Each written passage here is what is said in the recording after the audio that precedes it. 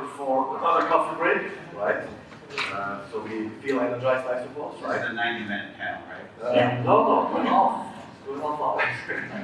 We've got like 110 slides, guys. Yeah, no, we can't. Good, Roberta came to a very interesting idea, which is doing a selfie. I hope you don't mind. Are we GDPR compliant with doing a selfie? Yeah. Could you not just hide? Exactly. We have to justify the crazy why you're here. So guys, get up. So we're not asking you to have a nice dance or whatever, but just to smile, right? Be careful. Yeah. 1 and 2, smile, guys. Thank you. Thank you so much. And that's it, man. Okay, so let's get into the conversation. I suppose everyone can rent, I think, a very interesting and ambitious title related again to cross-functionality. Epic lineup, definitely, and maybe I suggest that we can introduce one to each other. And ladies first, so Roberta, can you say something about you in a couple of words? Thank you so much, Dario. So my name is Roberta Pandolfi. As you can hear, I'm Italian, but I'm actually living in Germany and working for Boehringer Ingelheim as an innovation strategist. I'm quite new in pharma, like 5 years, and before I'm coming actually from the black side. Basically, I spent 15 years in companies like Microsoft and this stuff. So it's a pleasure to be here. Do you regret it in pharma or still not? I love it. Lance. So everyone, I'm Lance Hill. I'm the CEO and founder of Within3. So we are a technology, data, and AI company. We build market models to help companies get market landscapes in real time to drive launch outcomes. And so our business is innovation. Our clients are the folks in this room, so I bring that perspective to the conversation.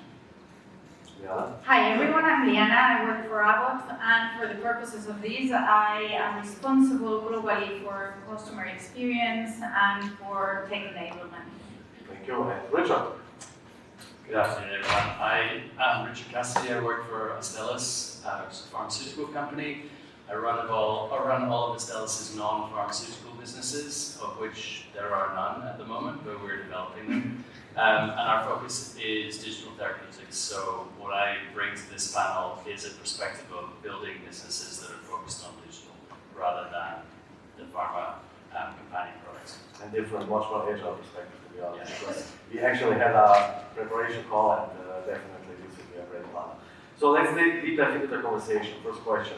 What are actually the biggest blockers when we speak about AI, about digital tech, or any other kind of tech and digital initiatives to implement across all functions to basically customer-facing teams? So which blockers do you see are the biggest one? Who would like to go first?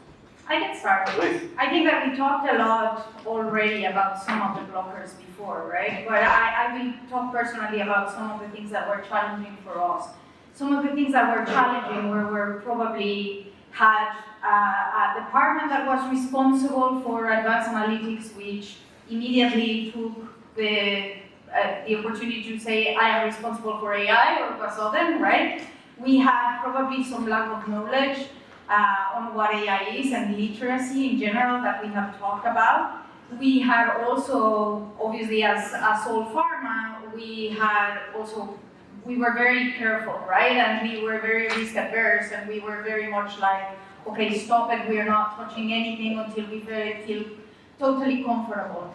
And that was challenging. It was challenging because there was a lot of excitement in the organization, a lot of people that wanted to get going, and the organization trying to hold horses until there was like sort of a plan, and there needed to be organizational changes, there needed to be like a little bit of a plan, how are we going to deal with this, and everyone feeling kind of on board, but with an organization. And I think that was actually hard for us at the beginning.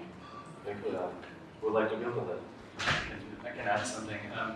So I think one of the big challenges is that pharma is focused on products and technology. When was the last time any of you said to a patient, so what was your experience of taking that pill? How was it? Did you like the color? Did it work for you? Was the blister pack easy to open? We just don't do it very much.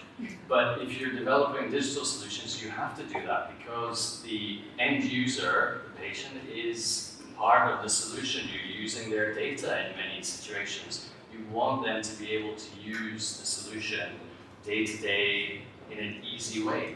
So if you don't work with them to develop the solution, you're not going to have something that anyone's going to use. So my team, we have a product on the market in the US for heart failure, and they are talking to patients every day about their experience of using that solution to try and improve and evolve. So I think that's one of the biggest blockers, is we need a shift in mindset. Thank you, Richard. And if I can add, like on that, like for example, think about also the approach. I believe that we really need a sort of unified approach to our stakeholders, meaning not actually one size fits all, but basically a consistent message among all the different stakeholders. If we don't have a consistent message, we will actually lose our stakeholders. Think about, for example, if one person goes and tells something about AI and then actually something is wrong. The final user is going to be totally lost. Obviously, then Richard was talking about data, obviously it's absolutely important. Liana was talking about the customers, a very important thing. These are all the things that are absolutely necessary, and on top of the unified approach. Lance? Yeah, I think one of the things using AI as a topic, still building on that, is how much time you spend thinking about the problem you're trying to solve versus playing with the tools to potentially solve it. I think where a lot of things fail is you're not really laser focused on, I'm trying to solve this problem. If for it to be valuable, I need to solve this problem in this time frame. If it's going to take me 3 years of an experiment to try to solve something, 3 years from now the technology will all be different anyway. I think there was a panel earlier talking about that. And so having good cross-functional input, having a good understanding of the problem you're trying to solve, is it possible to solve it, and then having really big goals, but being okay with failure against the big goals, I think is really important. So when those things are missing is when you can get really off target. Thank you, Lance. My favorite question for this panel, which is how actually to avoid the innovation theater, right? Maybe comedy, maybe drama, who knows? Where shiny plywood's going over, and I believe we face that on a daily basis, right? Well, maybe Lance, you can start, because I think you have such cases on a daily basis, right?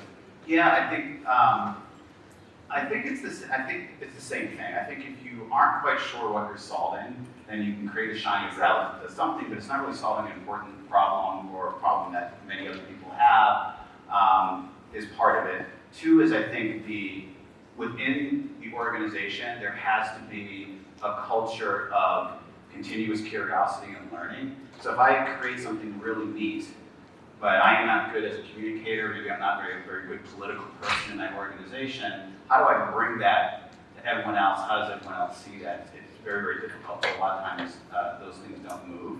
And so I think you have to have in your organization a structure and a mindset that we are going to communicate and collaborate quite a bit. We're going to share quite a bit. And more importantly, we're going to learn each other's roles a bit. I think there was some discussion on that earlier as well. It's really hard to move something across the organization. If I don't know what you do very well, how can I describe what I've done in a way that you'll be excited about? So I think that's important as well. Maybe Bob? Yeah, please. I'm totally with you. Sorry, but I'm totally with you. And actually, I would like to add also one thing that is absolutely important, like the approach.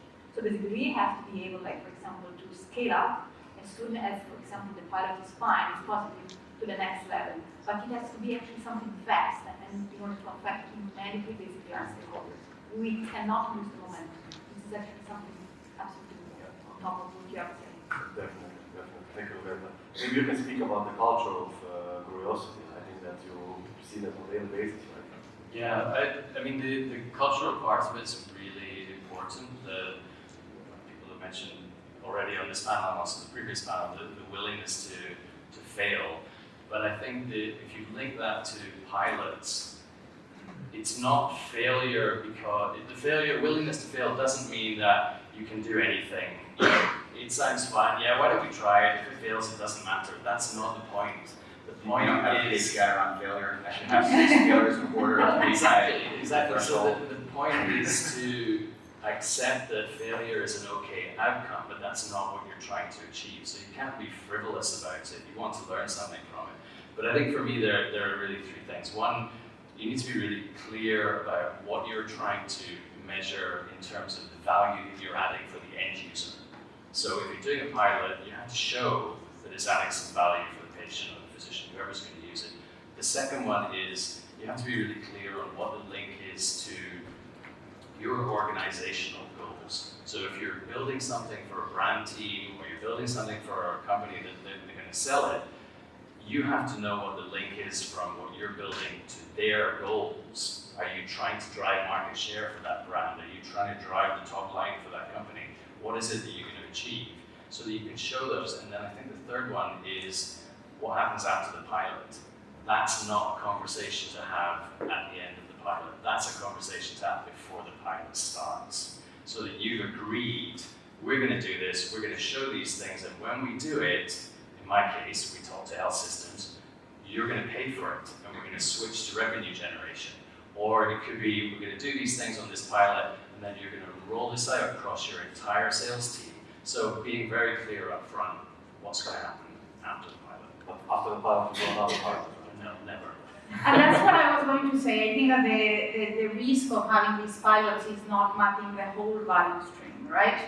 We get caught up into these pilots, and then they turn up being these small things, and we don't understand how they are going to link to when this is launched, or what does this impact in the rest of the organization. And I think that that's where the KPIs also get a little bit tangled, right? Everyone wants to measure something different because we're not very clear on what the overall value stream is and what we are trying to achieve.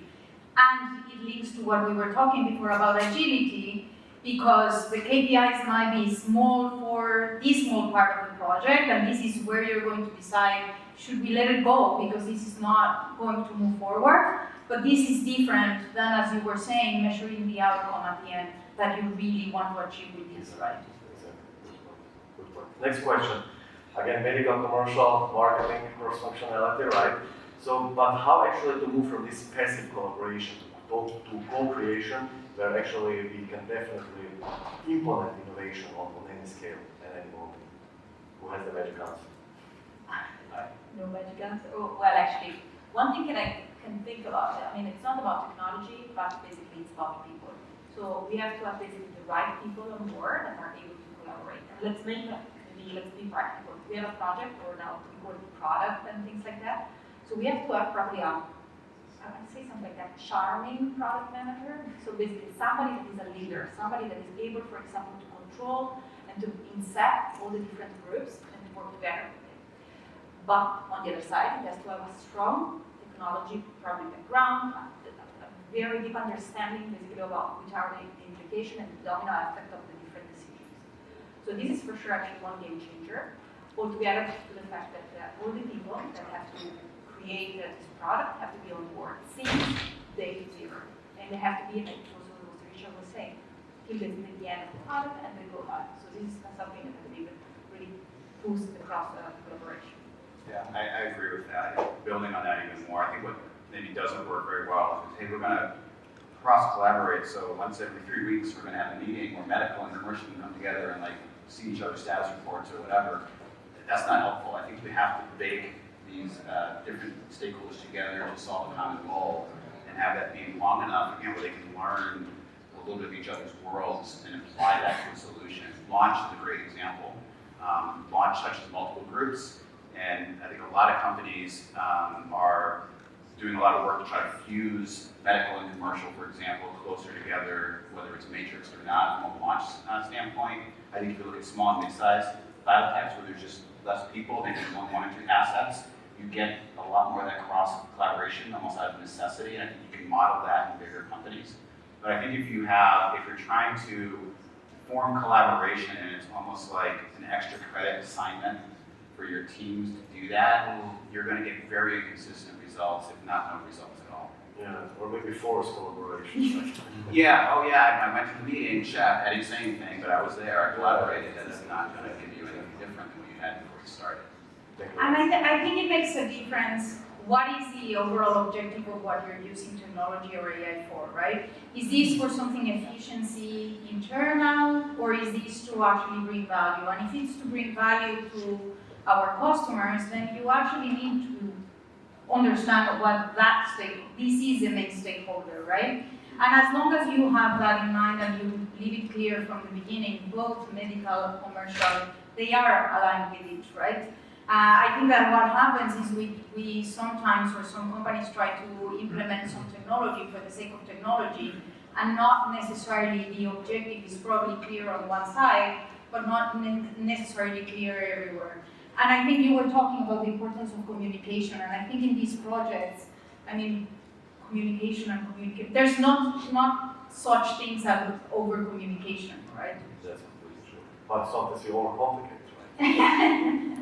So Yes. maybe a slightly different perspective, not about marketing, medical, and digital, but my team, the way we work, we have a small core team, which is like a startup, and they try and build How many a people? business. Approximately. In one of those teams could be 4 or 5 people. And we're a very small part of a company that has 13,500 people. And most people work on the pharma side of the business. And we beg, steal, and borrow expertise from the legal function or from medical affairs or from other parts of the organization. And the way that we make that effective is we explain to people why. I'm a big fan of Simon Sinek and, focusing on the why. What are you trying to do? So we have a heart failure product in the US, I mentioned. The lead of that project team went to all of these other groups and said, we've got a solution that we are going to try to reduce recurrence of heart failure. Are you going to join us and help? And the answer was, yeah, that sounds good. We'd love to do that. We can help patients. We see what the link is to the outside world. So I think having that focus on the purpose and the overall objective, and maybe this is coming a little bit back to my previous point about linking to either the brand objectives or the corporate objectives, so that people can clearly see, I understand why we need to do this. Thank you, Richard. Last question, which is what have you actually learned from failure on the hard way, and what would you have done differently nowadays? Yeah, I can start with this Please. one. Innovation for a lot of people means new and shiny. New technology, new process, Wow. just new. And I think that links to your question about shiny pilots, etc. And the best definition I've heard of innovation is that it is invention that adds value. And I think for me the biggest learning is exactly that. When I first joined or took over my team, we had a lot of projects where people had exciting technology that they wanted to find a use for, and those never go anywhere.